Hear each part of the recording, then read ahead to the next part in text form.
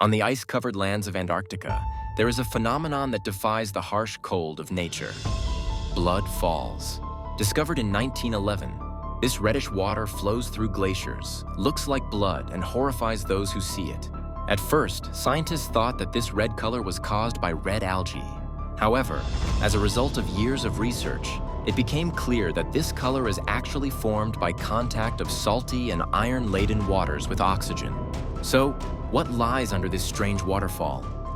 Could there be other secrets hidden under the ice of Antarctica?